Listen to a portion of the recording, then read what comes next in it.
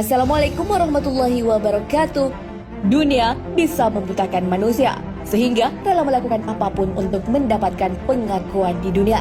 Demi mendapatkan banyak uang dan mendapatkan kemewahan, apa saja akan dilakukan. Manusia terus mencari kekayaan, tak peduli dari mana kekayaan itu. Sebagian tidak memperdulikan asal hartanya, na'udzubillah. Bermunculan berbagai pekerjaan di akhir zaman yang harus diwaspadai.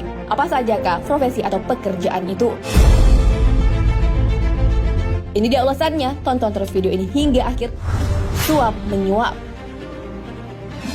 Pekerjaan yang ada kaitannya dengan suap menyuap seolah tak asing lagi. Orang rela membayar mahal agar keluarganya bisa masuk ke sekolah, universitas, atau ke tempat kerja yang diinginkan. Hal ini merupakan salah satu praktik suap. Sesuatu yang seharusnya halal akan menjadi haram jika ada unsur suap di dalamnya. Perihal suap penyuap, Nabi SAW sudah menyebutkan dalam hadisnya.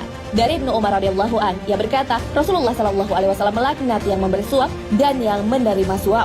Hadis riwayat At-Tirmizi, Ibnu Majah, Hakim dan Ahmad. Memakan riba.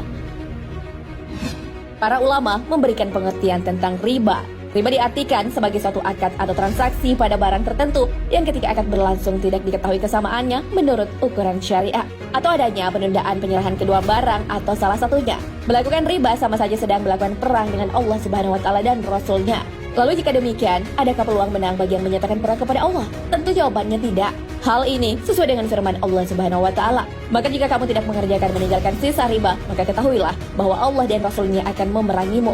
Dan jika kamu bertaubat dari pengambilan riba, maka bagimu pokok hartamu. Kamu tidak menganiaya dan tidak pula dianiaya. Al-Quran Surah Al-Baqarah ayat 279. Masih ingin bermain-main dengan riba? Allah menyatakan perang pada pelaku riba. Berzina. Ketika mendengar zina sudah menjadi pekerjaan, tentunya akan terdengar sangat miris. Pelakunya berdalih susah mendapat pekerjaan, sehingga tak ada pilihan lain selain menjadikan perbuatan haram ini sebagai pekerjaan untuk menghidupi diri sendiri, bahkan keluarga. Na'udzubillah. Ketika seorang melakukan zina, berarti ia telah menempuh jalan yang buruk. Hal ini sesuai dengan firman Allah Subhanahu wa taala. Dan janganlah kamu mendekati zina. Sesungguhnya zina itu adalah suatu perbuatan yang keji dan suatu jalan yang buruk. Al-Quran Surah Al-Isra ayat 32.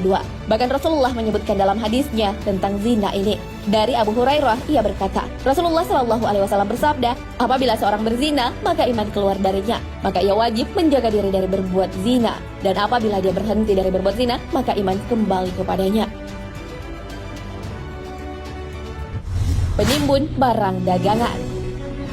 Pekerjaan lain yang harus diwaspadai adalah menimbun barang saat harganya murah dengan tujuan menjualnya kembali kepada masyarakat yang membutuhkan dengan harga yang tinggi. Hal ini dilakukan untuk memperkaya diri sendiri dengan mengabaikan orang lain. Tentunya akan ada balasan bagi orang yang mempraktikkan ini. Hal ini sudah disebutkan dalam hadis Rasulullah SAW. Dari Umar bin Khattab radhiyallahu an, ia berkata, saya mendengar Rasulullah SAW bersabda, barang siapa menimbun bahan makanan yang dibutuhkan oleh kaum muslimin, Allah akan menimpakan penyakit lepra dan kebangkrutan kepadanya. Hadis riwayat Bukhari. Judi. Judi merupakan salah satu perbuatan keji yang harus dijauhi karena perbuatan syaitan. Sebagian orang berusaha meraih harta dengan berbagai cara tanpa memperhatikan halal haramnya. Salah satu yang biasa dilakukan adalah berjudi. Jika beruntung, pelakunya akan menang dan mendapatkan harta tanpa bersusah payah. Namun perlu diingat bahwa lebih banyak keburukan jika melakukan judi. Hal ini sudah disebutkan di dalam Al-Quran. Maka bertanya kepadamu tentang khamar, minuman keras, dan judi. Katakanlah, kepada keduanya terdapat dosa yang besar dan beberapa manfaat bagi manusia. Tapi dosa keduanya lebih besar daripada manfaatnya. Al-Quran Surah Al-Baqarah ayat 219. Tidak ditampik manfaat dari judi, namun manfaat itu tak sebanding dengan kerusakan yang akan menghancurkan agama pelakunya. Maka dari itu, Allah melarang perjudian. Hal ini sesuai firman-Nya, hai orang-orang yang beriman, sesungguhnya meminum khamar, berjudi, berkorban untuk berhala, mengundi nasib dengan panah adalah termasuk perbuatan syaitan. Maka jauhilah perbuatan-perbuatan itu agar kamu mendapat keberuntungan. Al-Quran Surah Al-Ma'idah ayat 90. Memakan harta anak yatim. Islam mengajarkan untuk berbuat baik kepada anak yatim.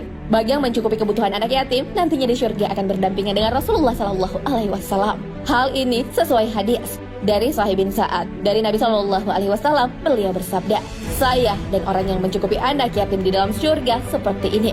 Beliau berisyarat dengan dua jari beliau, jari telunjuk dan jari tengah. Hadis riwayat Al-Bukhari. Namun, apabila seseorang memakan harta anak yatim, ia akan diganjar dengan neraka. Hal ini sesuai dengan firman Allah Subhanahu wa taala. Sesungguhnya orang-orang yang memakan harta anak yatim secara zalim, sebenarnya mereka itu menelan api sepenuh perutnya dan mereka akan masuk ke dalam api yang menyala-nyala, neraka. Al-Qur'an surah An-Nisa ayat 10. Mengurangi timbangan. Mengurangi timbangan adalah fenomena yang sejak dulu sudah ada. Hal ini biasa dilakukan oleh pedagang. Para pedagang biasa melakukan penipuan lewat timbangan. Biasanya, mereka akan mengganjal timbangan sehingga pengukurannya lebih berat dari biasanya. Tentu saja itu akan membuat pedagang untung, namun rugi bagi konsumen. Tentu, hal ini tidak diperbolehkan dalam Islam. Orang-orang yang melakukan praktik curang dengan mengurangi takaran diancam oleh Allah Subhanahu wa taala. Hal ini sesuai firman-Nya. Kecelakaan besar bagi orang yang curang, yaitu orang yang menerima takaran, harus dipenuhi. Dan apabila mereka menakar, mereka akan mengurangi. Tidakkah orang-orang yakin mereka dibangkitkan pada hari yang besar, yaitu hari saat manusia menghadap Rabb semesta alam? Al-Quran surah Al-Mutaffifin ayat 1 hingga 6. Korupsi. Kata ini sudah sering kali kita dengar karena sering terjadi penampakan koruptor oleh lembaga anti rasuah di negeri ini. Korupsi diartikan sebagai penyelewengan atau penggelapan uang negara atau perusahaan untuk keuntungan pribadi atau orang lain. Dalam syariat, pengkhianatan tersebut harta negara disebut gulul. Dalam terminologi bahasa Arab, gulul berarti sikap seorang mujahid yang menggelapkan harta rampasan perang sebelum dibagi. Mengenai gulul, Abu Bakar berkata, "Aku diberitahu bahwa Nabi Shallallahu Alaihi Wasallam bersabda, barang siapa aparat yang mengambil harta negara selain untuk hal yang telah dijelaskan, sungguh ia telah berbuat gulul atau dia telah mencuri." Hadis riwayat Abu Daud. Korupsi juga bisa diartikan memakan harta orang lain yang bukan hak kita. Hal ini sudah diperingatkan Allah dalam Al-Quran. Hai orang-orang beriman, janganlah kamu saling memakan harta sesamamu dengan jalan yang batil, kecuali dengan jalan perniagaan yang berlaku, dan suka sama suka di antara kamu. Al-Quran surah An-Nisa ayat 29.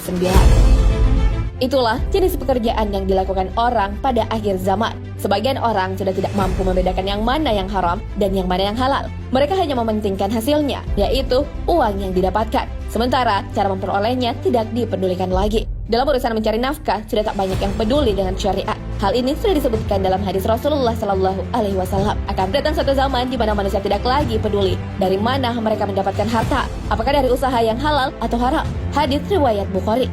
Wallahu a'lam bishawab.